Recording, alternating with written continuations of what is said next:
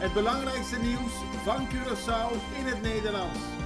Extra Journaal, vers van de pers. Welkom bij Extra Journaal. Fijn dat u weer kijkt. We hebben het belangrijkste nieuws voor u op een rij gezet. En we beginnen met het bericht dat de politie waarschuwingsschoten heeft afgevuurd na een bedreigende situatie in Cura Piedra. Het gebeurde vannacht iets na 2:30. Het was nog wel een bijzondere situatie, want de politie ging naar Calle Aquamarine omdat een auto daar verdachte manoeuvres uitvoerde op een terrein buiten de school. Bij aankomst begon de patrouille van de politie onmiddellijk een onderzoek naar de auto. Terwijl de agenten de bestuurder controleerden, kwam plotseling een andere auto met hoge snelheid aanrijden en botste tegen het voertuig waarmee de politie bezig was. Dit leidde ertoe dat zowel de bestuurder als de agent gewond raakten. De bestuurder die het ongeval veroorzaakte stapte vervolgens uit en liep naar de kofferbak van zijn auto met de bedoeling er iets uit te halen. Daardoor voelde de politie zich bedreigd en loste direct waarschuwingsschoten om verdere acties van de persoon te voorkomen. Uiteindelijk zijn beide bestuurders aangehouden. Er was veel sprake van materiële schade, maar wat precies de oorzaak was van het incident, dat is nog niet duidelijk. Beide personen zijn overgebracht naar het politiebureau. De rust bij PNP is teruggekeerd. Tenminste, dat zegt de partij zelf. De afgelopen weken hebben we veel nieuws gehad over leden van de Groene Partij die ontevreden waren over een vergadering die niet doorging omdat er onvoldoende quorum was. Over leden die niet eens zouden zijn met de voorzitter. Over een langlopende procedure om de leider van de PNP te vervangen.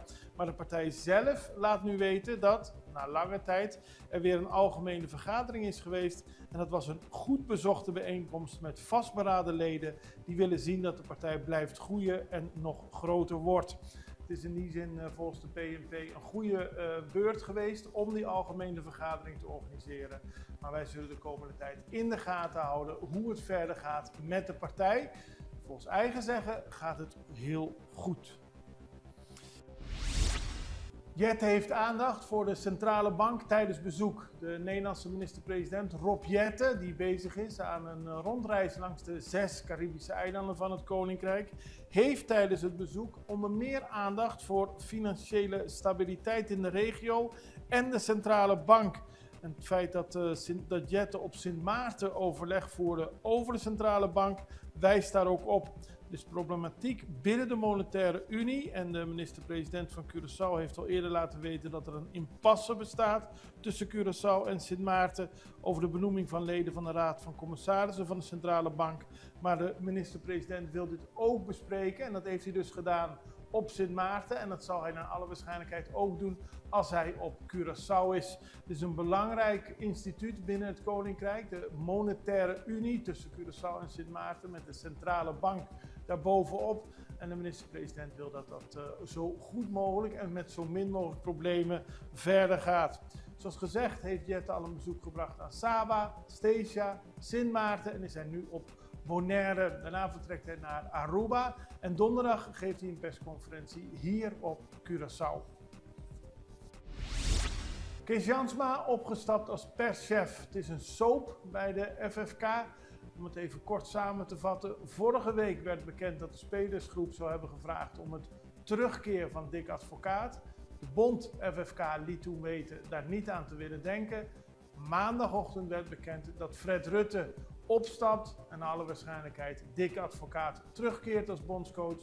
Kees Jansma, de perschef die in 2024 met Advocaat hier naar Curaçao kwam om perschef van de selectie te worden, vindt de situatie onacceptabel en onrechtvaardig voor Fred Rutte en stapt op. Rutte zelf heeft gezegd: er mag geen klimaat heersen dat gezonde professionele relaties schaadt, zowel tussen spelers als binnen de staf. Daarom is het verstandig om een stap terug te doen. Bovendien dringt de tijd en moet Curaçao vooruit. Ik betreur hoe de situatie is gelopen, maar ik wens iedereen veel succes. Vanochtend vindt er ook een persconferentie plaats van de FFK met laatste nieuws hierover. Sinusta gaat minister benaderen. De vakbond voor taxichauffeurs, Sinusta, heeft een brief gestuurd naar minister van Economische Ontwikkeling Roderick Middelhoff om overleg te voeren over enkele belangrijke punten. Eerste punt betreft de stijging van de brandstofprijzen. Daarnaast wil de bond ook afspraken maken over de publicatie van nieuwe vaste tarieven voor taxiritten. Dat heeft de voorzitter van Sinusta, Philonailis Nai Ercilia, gezegd in de podcast Tresor Cugino. De situatie is erg moeilijk geworden voor ons. Diesel is sterk in prijs gestegen, erg duur geworden en die stijging raakt de taxichauffeurs hard. En daarom willen ze met de minister om tafel zitten. Grote prijsverschillen tussen supermarkten, dat komt naar voren uit een onderzoek van de Fondation Pas Consumidor, de consumentenvereniging. Die heeft 124 producten op een rij gezet. Het gaat daarbij onder meer om vlees, gevogelte, fruit, groenten. En die gecontroleerd bij 15 verschillende supermarkten op Curaçao. Nou, dat zijn de grote supermarkten en de supermarkt met de meeste producten tegen de beste prijs. Uit het vooraf samengestelde boodschappenpakket bleek Bombini te zijn, aldus de Consumentenbond. Op de tweede plaats kwamen Mangusa Rio en Mangusa Hypermarket. Centrum Piscadera en Centrum Mahai eindigden op de derde plaats. Opvallend is de enorme prijsverschillen. Zo is er gekeken naar broodmeel. En dat is bij de ene supermarkt 20 gulden, 65. En dan hebben we het over Gold Medal, all-purpose broodmeel. Maar bij Boulevard is het 12 gulden duurder. Dus, zegt de Consumentenbond, kijk en let goed op hoe je je geld besteedt, want de prijsverschillen zijn groot. Vrachtwagen omgevallen bij Biesheuvel, dat is gisteren gebeurd. Er was een vrachtwagen aan het rijden bij de rotonde ter hoogte van Biesheuvel. Maar uiteindelijk is die omgekanteld en daardoor viel al het vervoerde spul in de vrachtwagen op de weg. En dat was allemaal gestort puin. En dat leverde natuurlijk heel veel commotie op, want de auto's konden er niet meer langs rijden. De politie moest helpen, maar het zag er erg ernstig uit. Uiteindelijk is er geen informatie gekomen, of ja, er is wel informatie gekomen over de chauffeur. Die liep lichte verwondingen op. En ambulancemedewerkers adviseren hem zijn huisarts te bezoeken. Maar daarnaast moest natuurlijk al het gestorte puin opgeruimd worden. Dat is inmiddels gedaan. Wij hebben veel nieuws besproken en gaan nu even naar een korte break. Extra in Nederland. Van Amsterdam tot Arnhem, van Groningen tot Maastricht, Extra is erbij. Volg Extra Digitaal en blijf op de hoogte van de belangrijkste ontwikkelingen in Nederland. Extra Digitaal is te zien op verschillende platforms en kanalen zoals WhatsApp, YouTube, Facebook, Instagram en ook TikTok. Wilt u ons op de hoogte brengen van een evenement of iets doorgeven? Neem contact op via WhatsApp, e-mail, Facebook of bel gewoon 06 1364 2945. Volg of abonneer je op Extra Digitaal. Klik aan en volg ons.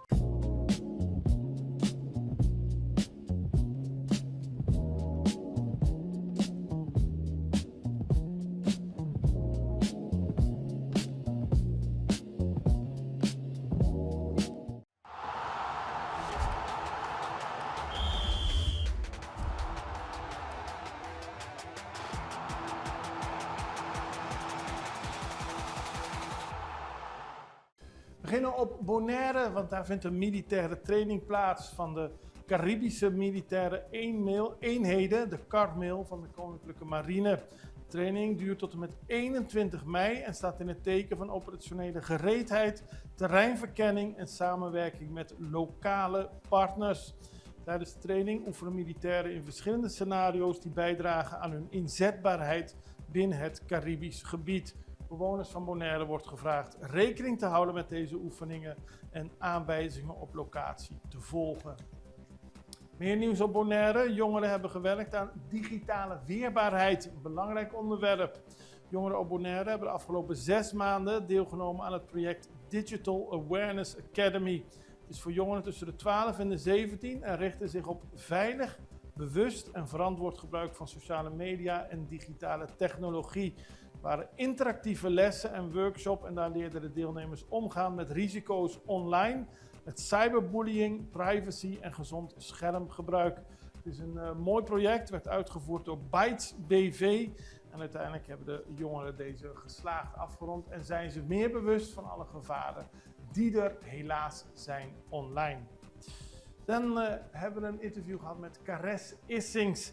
Zij staat eind van deze maand op 29 mei en 30 mei in het auditorium van de Centrale Bank samen met Popchi Soli. En het gaat over die diva pa divinidad. Ik moet het goed zeggen. En daarbij komen vragen aan de orde over hoe we de krachten kunnen bundelen in plaats van ze te meten. We vroegen Cares wat het precies inhoudt. Ten eerste, als we het hebben over de vrouwelijke kracht, dan is het belangrijk om daarbij stil te staan. Heel veel mensen zullen dan denken van, oh, dan is het voor vrouwen. Nee, het is ook voor mannen. Want de vrouwelijke kracht, we hebben het vaak over Tata Dios, maar we hebben het over Mama Terra. En Mama Terra, dat is de voedende kracht. Ja. En daar gaat het om, hoe kun je jezelf voeden? En wanneer je jezelf voedt, dan heb je genoeg om iedereen om je heen ook te voeden. U brengt het nu als iets moois, maar het is ook iets om te lachen, neem ik aan, het seminar. Ja, het is... Het kan ook niet anders. Nee. We maken ook een hulde aan mijn moeder, Nidia Ecurie. Ja. Die zou dit jaar 100 jaar zijn geworden. En als er geen humor in zit, dan kunnen we het niet over Nidia hebben. Nee. En sowieso heb ik als haar dochter altijd ook mijn eigen one-woman shows gegeven. Met alle typetjes die er dan bij komen kijken. En ja, wat Nidia altijd deed, was mensen een spiegel voorhouden. Met die sketches, met die typetjes. Zodat je jezelf een beetje erin herkent en misschien toch wat mooier wil zijn dan wat je voor wordt gehouden.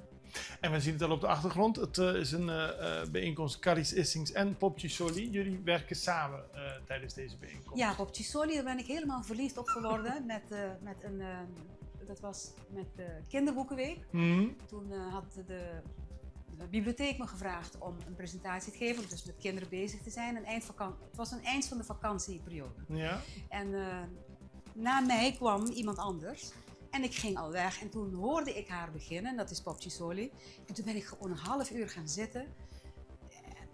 Ik heb me echt dubbel gelachen met hoe dat zij de kinderen entertaint, terwijl ze opvoedt. Dus dat is echt heel erg mooi. En ze doet het met kinderen, maar deze keer doet ze het met volwassenen. Met de vraag van, wil je weer met de onschuld van het kind naar het leven kijken en dat mooie dan weer oproepen. Maar beide, ook Popchi, vol met energie. Cares ook vol met energie als jullie daar gaan staan. Het is dus explosief. Het wordt een explosieve avond dus. Ja. 29 mei en op 30 mei. Mensen kunnen tickets halen bij Ticketpoint Zeelandia of ze kunnen een WhatsApp-nummer sturen naar 5201746. Dat ben ik. Maar er is één opmerking die we daar nog over Ja, moeten maken. dat kaartje, dat kunnen ze bij mij bestellen. Dat nummer wat daar staat, dat is mijn nummer. En als je kaartjes wil, dan moet je me appen. Dan gaan we in gesprek en dan kan je via mij je kaartje kopen. Ja. Maar het belangrijke is, als je bij ticket sales koopt, dat komt zo direct op het scherm neem ik aan. Dan staat er hier je naam en je ID-nummer. Dat moet je dan invullen en naar mij toe appen, zodat ik je op de lijst kan zetten van mensen die dus mee gaan doen. En anders kom je de auditorium van de Centrale Bank niet in. Activabo kaartje. Zeg het duidelijk. En ik hoop dat heel veel mensen zullen komen. In ieder geval heel veel succes met de twee avonden. Bedankt. Het wordt zeker iets heel bijzonders. Ja, het wordt zeker iets moois. Het wordt mooi en het wordt lachen. Goed zo. Maar Succes. dankie. En dan gaan we nog naar internationaal nieuws. Want in Brazilië heeft president Lula een wet ondertekend die de nationale herdenkingsdag voor de slachtoffers van COVID instelt. En die dag wordt gekozen op 12 maart. En die dag is speciaal omdat in 2020 het eerste overlijden door de ziekte in Brazilië werd geregistreerd. Daarna is Brazilië heel zwaar getroffen. Meer dan 700.000 sterfgevallen in Brazilië. Het ene hoogste aantal in de wereld. En president Lula wil daar gaan herdenken. Het gaat om een idee dat is ingediend door een parlementslid en dat nu getekend is om een nationale herdenkingsdag te creëren. Het heeft alleen zin iets te creëren om het verleden te herinneren als we ook duidelijk kunnen benoemen wie verantwoordelijk is. Wanneer we op een dag kiezen om iets te herdenken, moeten we ook de namen noemen van de mensen die eraan hebben deelgenomen. Want in de politiek geldt, als iets niet voortdurend wordt herinnerd, raakt het in vergetelheid. En president Lula is blij met het project van de parlementariërs en is trots dat Brazilië nu een nationale herdenkingsdag heeft voor de vele slachtoffers. Daarmee zijn we aan het einde gekomen van deze aflevering van Extra Journaal. We zijn er morgen weer en ik hoop u ook. Allerbeste, tot ziens. Dag.